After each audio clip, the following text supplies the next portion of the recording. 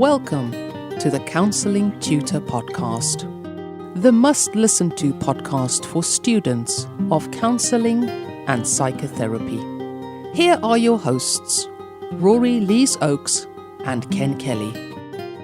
Hello, I'm Rory, and with me, as always, is Ken. So how are you, Ken? Exceptionally well today, Rory, hoping that you're well too, and hoping that you listening to this are well as well. This is episode 116, and you have tuned in to the Counselling Tutor Podcast, and we have an amazing episode for you today. We're going to be kicking off by speaking about different modalities of supervision. We're then going to go into Practice Matters, where we're going to be speaking about the importance of networking as a counsellor. Give us a little bit of a taster on that one, Rory. Well, yes. I mean, counselling is a very isolated occupation, pursuit. And as a consequence of that, it's very easy for us to get kind of into a silo where we only ever see our clients and our supervisor. And I'm going to be outlining and exploring why it's really useful to network with other therapists, the benefits, and, of course, the ethical imperative to do that. Like it, looking forward to that in Practice Matters. And we're ending episode 116 today by kicking around the ball. That is Pluralistic Counselling 101, speaking about the main topics there. But we're starting off today speaking about a topic that comes up time and time again with our qualified practitioner friends and, of course, with students alike. And that is the understanding of the different models of supervision. So we understand that as counsellors that we need to undertake supervision, but what model should we be looking at? What is the difference between the models, Rory? Well, yeah, so the first thing I should say is that the amount of models are mind-boggling. There are so many different models of supervision. So really, if you're coming into this as a student, looking for your first supervisor, you really want somebody who supervises you in the modality you're practicing. So, for instance, one of the models of supervision is a cognitive behavioural model.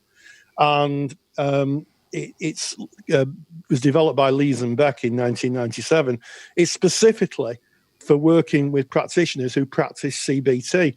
So it may not be very, very useful for a person-centered therapist. So that the first thing I would say is make sure that your supervisor understands your modality, it has a working knowledge of your modality, and also supervises in it. What you don't want, and what I've heard happening, is that you have supervisors occasionally telling students on a person-centered course that they need to put in interventions and look at automatic negative thoughts and give goals and this type of thing, which in CBT would be fine, but in person-centered therapy is a no-no. So Ken and myself are both supervisors, and we were trained in Peter Hawkins and Robin Shohat's seven-eyed model of supervision, which is, I think, just about the most popular one. You speak to a lot of people who've done recent supervision courses, and they would probably have done the seven-eyed model because it's a very comprehensive model. It's very easy to master and understand, and it really covers all the bases, Ken. It does indeed. And I guess when we're speaking about supervision, just the very basics of that. So if we've got any student listeners and kind of you may be asked to write about what supervision is, the benefits of supervision, before ever going into supervision, before looking for a supervisor yourself, you need to have an understanding of what that is to kind of underpin your professional practice when you go into placement. And I think that at the very basic level, we need to separate different kinds of supervision. So one kind of supervision is managerial supervision. And managerial supervision does not necessarily only apply to counsellors and psychotherapists. It applies to many professionals and indeed many people in business or in office jobs. They would have managerial supervision. We then go down to clinical supervision, which is a different flavor altogether. And this is where kind of the meat and potatoes happen with us as counselors, as psychotherapists. And this is where we're going to reflect, review our practice, and you can discuss your individual cases in depth. And you're going to be changing and modifying your practice, identifying training needs based on what happens in supervision, your supervisor reflecting that back for you. And then there is professional supervision. And professional supervision is about about, and sometimes clinical supervision and professional supervision will go hand in hand for us as a counsellor. But professional supervision, again, does not only apply to counsellors. A doctor may have professional supervision, so many professionals may have that. And there you're going to be reviewing professional standards, making sure that they are in place. You're going to be keeping up with developments within the profession, identifying CPD requirements, continuing professional developmental needs that you may need to keep up to date, and making sure that you're working within a professional code of conduct to an ethical framework, I guess, if we are counsellors and psychotherapists. And as I say, very often that professional supervision, that clinical supervision will go hand in hand with a good supervisor. And indeed, both clinical and professional supervision are looked at very, very in depth in the 7-eyed model, as is the person, the individual as themselves, because you're going in as a person. So it's not all about your practice. It's about you as a person coming into that practice as well. If you've got something going on in your life, there is an element of that you may be able to bring into supervision. But at the end of the day, your supervision is not your therapy. Yeah, absolutely. I mean, I think that's something to consider. You know, I mean, there is a boundary, and I think that boundary is held by the supervisor. Sometimes when working in supervision, there are personal issues that impact on practice, and that is something that needs to be heard and needs to be worked with and understood. But if you go to supervision purely with a personal issue, then the supervisor should be kind of saying to you, well, I hear that, but I think that this is something for your own personal therapy. And really supervision is about client work. So it is a bit of a very delicate dance. And you're quite right, there are different models, Ken. One of the models that I particularly like is the integrated development model. And that's a really useful one because it's on 3 levels. And it was developed by Stoneberg and Delworth in 1987. There's some names to conjure with, aren't there? And I think what's really interesting about it is that it's got 3 levels. And it's one that I use really in my practice. Certainly, it breaks it down to a level 1 supervisee, someone who's kind of an entry-level student, but they may be very anxious. They may not be able to evaluate the practice. So you're working at that level, and most of that would be the formative and the restorative part of supervision, which is kind of trying to help the student manage their anxieties and their feelings of incompetence and their imposter syndrome all rolled into one. And then as you move through, and I see this in my practice a lot, the level 2 supervisee is kind of mid-level. So their kind of confidence goes up and down. And they sometimes link their own personal feelings with the success of the client. So that's something to work with. The idea that somehow your own kind of attitude can impact with the clients. And then finally, as supervisees become more secure in themselves, they become more stable and they have a different form of motivation. And it's really noticeable as someone who's supervised for a number of years, you can see that model clearly played out in over the arc of a 2-year engagement with someone who's doing maybe a counselling qualification, because they start, kind of like a rabbit in the headlights, and then as they move through the arc, they become more competent. And it's wonderful, as a supervisor. I don't know about you, Ken. It's wonderful to escort a supervisee on that journey. They start at the very beginning of their practice, and as they're moving through the end of their course, they're becoming more accomplished and more polished and ready to enter professional life. 100%. Excuse me, frog in the throat today. 100% agree with you there, Rory. And I think it's important from a service user perspective, and I'm speaking about a service, you, the counsellor, using supervision, is to have a look and make sure that you're getting what you need out of supervision. If you are a trainee counsellor and then you graduate and 2 years later you're still getting the same level of supervision, that level 1 as Rory was talking about, then you're not getting what you need. You're developing. It's like when we go into education, we start off by putting together 4-piece puzzles and learning about ABC long before, but then we go through a whole developmental process before getting onto calculus and the more complex stuff that I don't quite understand. And you need a supervisor that will keep up with you, that will continuously challenge you, and you will see continuous growth within yourself and within your client's journeys, because that's what supervision is about. Supervision is always in service of your client. It's a relationship with you there, but you're bringing your clients into supervision, and you want to be seeing changes, developments, growth in your practice from your supervision. And you have a choice. We speak often about having choices as counsellors. You have a choice. If you are just going into placement and you need to find a supervisor, then a great way to do that is to phone around and maybe go and visit 3 and see who they are and how they work, and make sure it fits, make sure that the modality suits your course. But the same is true as qualified counsellors. What we don't want to do is get stuck in a rut. We need to challenge ourselves from time to time and saying, is this best meeting my needs? And if it is, that's great. But if it isn't, maybe it's time to look around and challenge yourself and go and see what else is out there. Absolutely. And I think it's implicit within the supervision community that supervisees may go to a supervisor and say, thank you, you've taken me as far as I need to go, but I need now to find somebody else to take me onto the next level. And I think that should be celebrated. If a supervisee said to me, we've done some great work, but now I think I need to get a different perspective, then that's great. That's not a case of why you're leaving me or, being bereft at it. That's a case of a professional gaining the information they need, gaining a base, and then saying, I think I need something else now. I think I need to develop my practice in a specific way, and I need to work with a specific supervisor.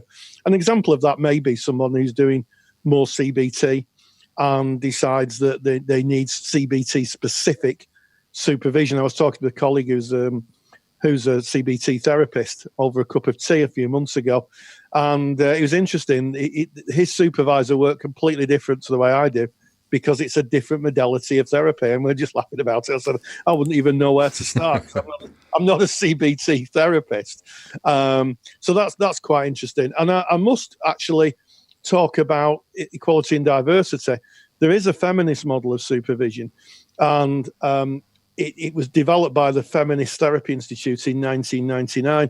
And I think my interpretation of this, and it's something that I've carried in my practice for a long time, is trying to understand that as men and women, our experience of the world differs, and it differs greatly. Yeah. If you've been in practice long enough, you'll hear stories from female clients, a world really didn't think existed in the way that they see the world, and also the world interacts with them. Certainly, I think in Western society and probably the world over.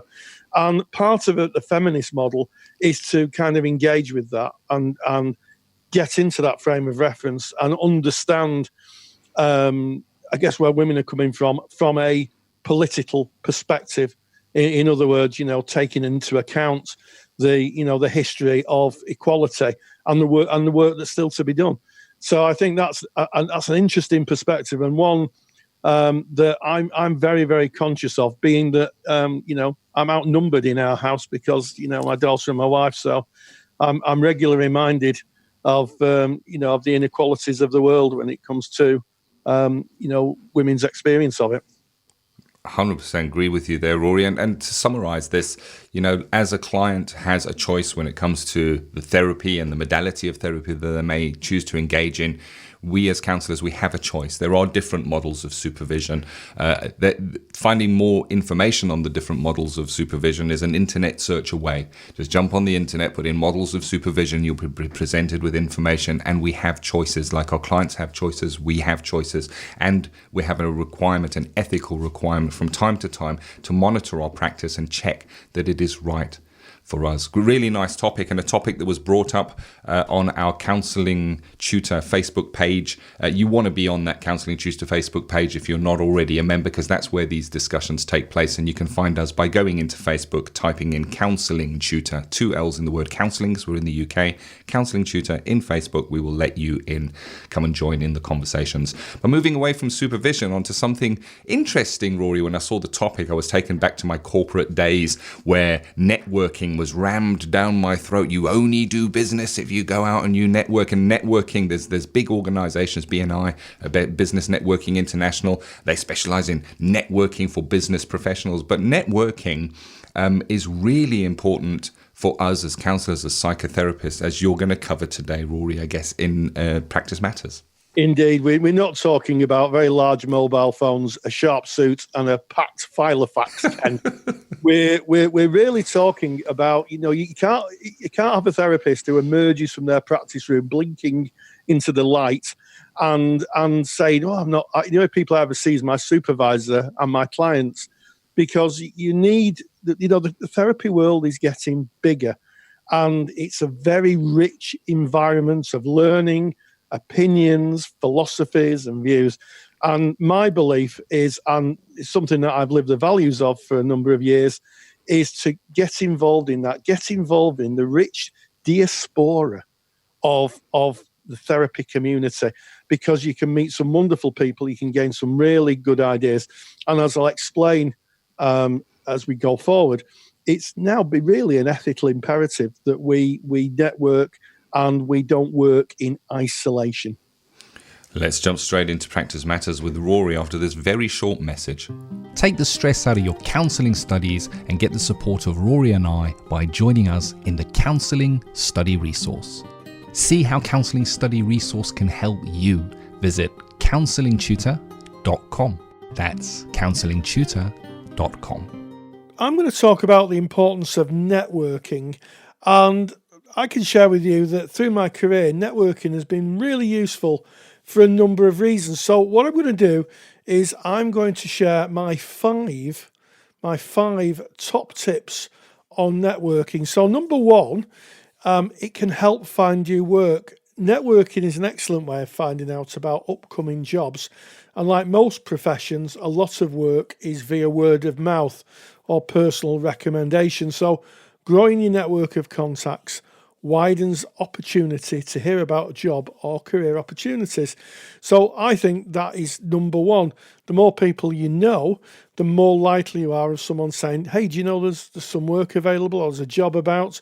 So that is one really good reason why to network in the first place. The second is it will help develop you as a professional. Meeting new people is a wonderful way of making professional contacts and sharing differing ideas and approaches. Meeting other like-minded individuals can help you learn new skills and a better understanding of theory and help develop your CV. So through the years, I've met a lot of people who have had a different take on the theory I practice, and have been able to share with me how their approach works and just differing ideas about how to work with clients. Really, really useful. And also, when you meet people up, sometimes they ask you to join their organisation as a consultant, which is really good because you can pop that onto your curriculum vitae, your CV. It all adds up to showing an employer, or if you're a private practitioner, your clients, what a rounded professional you are. The other thing is that it's a kind of an ethical imperative. So number three is the ethical imperative. Working with others in terms of gaining continuous professional development is considered best practice and referred to in the BACP ethical framework under working to professional standards. And the framework actually says, when we consider satisfying professional standards requires consulting others with relevant expertise, seeking second opinions or making referrals, we will do so in a ways that meets our commitments and obligations for client confidentiality and data protection. And I think that's really, really interesting. There isn't a week goes by where I'm not talking to another professional, maybe to get a second opinion, or maybe to get a view, or maybe to check out my own thinking on something, it is just really, really useful. And it's amazing what happens when you kind of use different people's views to help formulate your own thinking. It really can be very, very useful. Number 4 on my list is it will help you meet new people. So counselling can be a solitary occupation. We work alone with clients and usually in supervision, and it can be very easy for those who are in private practice to develop a bunker mentality. Networking is not only about professional issues, it's a great way of making new friends. So, I've known therapists who've just worked, gone home, never met anybody else. And it can be very, very difficult for someone in a situation like that to kind of get into the habit of meeting new people. And if that's all you're doing, that can have a real impact on your well-being. And I met some really, really good friends and really great people through my career in counselling. And, I'm very grateful of that. But also it just reminds me not to kind of bunker myself away. So I get out of the studio, I get out and about, meet new people. Occasionally I'm asked to give guest lectures and things like that. And I found that really, really useful and quite satisfying to self. And my 5th tip is it's easier than ever. Meeting people when I started in counselling was quite difficult because social media didn't exist. I'm making myself sound ancient here, I know. But yes, the internet had only just been invented and was getting popular when I started. And nowadays, it's so easy to find groups and to find individuals and hook up with them. And good networking sites include LinkedIn, which is a professional networking site, and people can follow you, or you could click to make contact professionally with people. I found that really useful, and I met some really interesting people and done some real good collaborative work. I made a couple of friends as well, and I'd be remiss if I didn't mention the Counselling Tutor Facebook page. There's thousands of people on there from all over the world, not just in the UK, but all over the world. And it's really useful to meet up with people. I'd always say that if you are, of course, going to meet people on social media, probably best to check them out. And if you're meeting them in person, meeting a crowded place. But generally speaking, I found social media to be really, really useful. So those are my 5 tips on the importance of networking. Thank you as always, Rory. So important, isn't it, networking? And of course, you can get Rory's super duper handout. It is free. All you need to do is go to counsellingtutor.com. Counsellingtutor.com, when you get to the homepage, you'll see right at the top the podcasts tab. Click on the podcasts tab. The menu will take you through to where all our podcasts are, and you're looking for episode 116. That's today's episode. When you click on episode 116, you are going to see everything that we've discussed today, pre-seed there, as well as any links, and we've got some good links in today's episode, particularly around our next topic, pluralistic counselling, and of course models of supervision that you can look at. You got all those links in that page, but you can also get Rory's super duper handout free of charge. All you do is you click on the little box to get that, put in your name and your email address, and we will send that to your inbox. And moving on to pluralistic counselling. Yes, well, it's the new kiddie on the block, and it's one that's been kind of championed by Mick Cooper here in the UK, Professor Mick Cooper. And it's a bit of a step change from how we've looked at therapy before, and it links in very strongly to something called common factors. You may have heard me talk about this on the podcast before, something called the dodo bird verdict by Sol Rosenweig. And it was in 1936, he drew on imagery from Lewis Carroll, Alice and Wonderland. And the dodo bird, very, very briefly, was a bird who organised races with animals, and then everybody had to have a prize. And his theory was that all therapies are equally as effective. It's the quality of the relationship. And this has been something that's been debated ad nauseum through the years since 1936. And it's sometimes known as common factors. And this is exactly what pluralistic therapy is. Pluralistic therapy can be defined as, by Mick Cooper himself, we characterize pluralistic therapy as a specific form of therapy practice that drew on methods from a range of different sources. So immediately we can see we're looking at an integrative approach, but it's integrative with a difference, and I'll tell you what the difference is. A few years ago, there was a massive bulk of research done by an American professor called John Norcross, and it was huge. The sampling was massive. It was thousands of clients across thousands of different practice bases. So they looked at child and adolescents, couple therapy, different psychotherapies, different approaches. And interestingly enough, they kind of said that the common factors was actually true. And with few exceptions, and there are some exceptions in Norcross's research, that the quality of the relationship and the ability to repair any fractures was important. But one of the things that came out of it was that being kind of just dictating the modality to your client maybe not useful. And pluralistic is exactly what it is. It's a negotiated therapy. So you're saying to your client, well, what is it you want? And it's based in dialogue. And that's the kind of new thing about it, because in the past, we tended to be kind of bunkered in to our modalities. I know some people work in an integrative or eclectic way, but this constant negotiation, so it draws on lots of threads of more postmodern therapies like narrative therapy, where the client's developing their view of the world through their own conversations and their own stories. But the therapist is drawing on different approaches to underpin that. I think it's really exciting.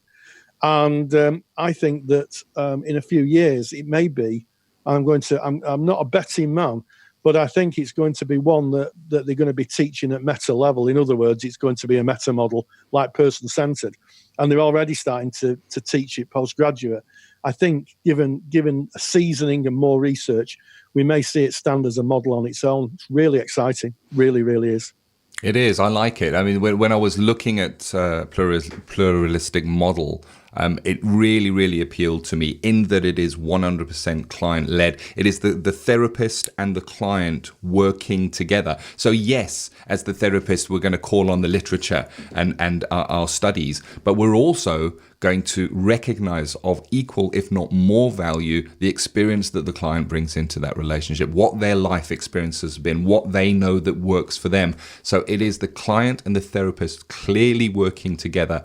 It's ideas and methods from the literature and the client's life experiences coming together in the therapy room. And what pluralistic therapy does is it recognizes that different people will be helped by different processes, and this will also be at different times in their life. So if they've had something that worked at one time in their life and it's now 5 years later, doesn't mean that repeating that same process is going to fit for them now. Or if something didn't work for them before, doesn't mean it's not going to be working for them now. So it's about really, it's shared decision making within the therapy process where the client has a really, really loud voice. And I saw some very strong parallels to coaching. So coaching is not therapy. We know that. That's one of the first things. If you do a coaching course, one of the first lessons is coaching is not therapy. But coaching is very successful, and it does have an evidence base that shows that coaching is very effective for the people that engage in that and use it effectively. Coaching is about setting goals, about looking at what those goals are, and about helping the individual reach those goals. And this is reflected in pluralistic therapy as well, where you may be working with the client for them to set very clear, defined goals of what they need and what they're looking to get from their therapy, what their own outcomes are. And you're going to be checking that along the way, keep on checking in on those goals. Are we getting closer to those goals? And I think there's a beautiful ownership there from the client's perspective, because they really do set the pace. I think it feels very person-centered to me, in that the client is leading the way most of the time, and that we as therapists, we're not making assumptions that I can see you went through this experience in your life, therefore this is what's going to help you. We're not making those assumptions. We're letting the client lead the way from clearly stated outcomes and goals that they have brought to us and kind of communicated. And the three distinctive skills that I could find that are used in pluralistic therapy are the collaborative case formulation. So that's that visual mapping of where they want to go. And then us as the therapist, this is the second skill, which is distinctive to pluralistic. We as the therapist will use meta-communication, such as our clarifying, challenging, and self-monitoring and questioning. And all this just to check that we understand that we're with the client as they're going away. Very, very similar to person-centered in that way. And then that the therapist also makes use of processes to show outcome and give feedback and monitoring tools, maybe documents, logs that are shared with the client. Yeah, it's really interesting. There's a really good quote in Therapy Today, which is the BACP's in-house magazine that gets sent to anybody who's a member of the BACP. And it states, how can we move beyond schoolism towards a paradigm that embraces the full diversity of effective therapeutic methods and perspectives? And I think that sums it up, really. Moving away. I sometimes, when I speak to therapists occasionally, I can hear them that they think their school is the answer to it all. And I have to say, and I'll hold my hands up, when I first started, I thought it was the beginning and the end as well. I was smitten with it. And now I moved through a few years in practice, now 16 years nearly of continuous practice, I realised that I draw on lots of other kind of modes. My base is still person-centred, as I said in last week's podcast. I still consider myself person-centred, but now I've got kind of better equipment should the going get tough underfoot for the client. So I think it's an interesting one. It does beg a question, though, Ken. When I was looking at this, it begs a question, and the question is, most people learn one model of therapy to a great deep level. Does pluralistic therapy ask us to learn other models to the same depth, to be truly be able to draw on them? And I think that's an interesting question. How much do we need to draw on from other models to be effective? And I think that's a question that I don't think I've seen anybody answer. So I think that maybe, if there's anybody who wants to do any research out there, I think that's a good starting point. Agreed. Share that research with us. Yeah, and I guess an element of that, and it's not so much studying another model, so you might do a person-centered course and 4 years later you graduate with that, as you say, Rory. It's probably unlikely that at the end of those 4 years you go back into study and do another 5 years and do a transactional analysis course to have a really deep understanding of the use of that therapy. But I guess what we can do is continuous professional development, which we are ethically called to do, is continuous professional development. And I think if we're doing the CPD in service of our clients and looking to things like transference, Rory, which we haven't even mentioned today, which is unusual because we usually mention it in each and every podcast, having a real understanding of the different modalities or the different processes that help clients, I think that we are then acting in service of our clients. And I guess that's why we're called to do that ongoing CPD. And as you say, Rory, you graduated and now 16 years in practice. Your practice is very different to how it was. It was maybe more person-centered pure when you left, and that was the be-all and end-all. But you've kind of soaked up the other modalities and the other ways of working as you've gone along, from your CPD, from your networking, from supervision. And I'm just noticing as I'm saying all these things, it just keys into all the topics that we're covering in episode 116 here today. Yeah, and what a great podcast it is, Ken. We started off with differing models of supervision. We moved into the importance of networking, no filofaxes or large mobile phones, but connecting, connecting with other practitioners, and we came at the end with pluralistic therapy. So a real smorgasbord of topics today. And as always, stay grounded and stay safe. Take care. Take the stress out of your counselling studies and get the support of Rory and I by joining us in the Counselling Study Resource. Counselling Study Resource, or CSR for short, is the world's most comprehensive assignment guidance and study support resource for students just like you of counselling and psychotherapy. See how Counselling Study Resource can help you. Visit counsellingtutor.com. That's counsellingtutor.com.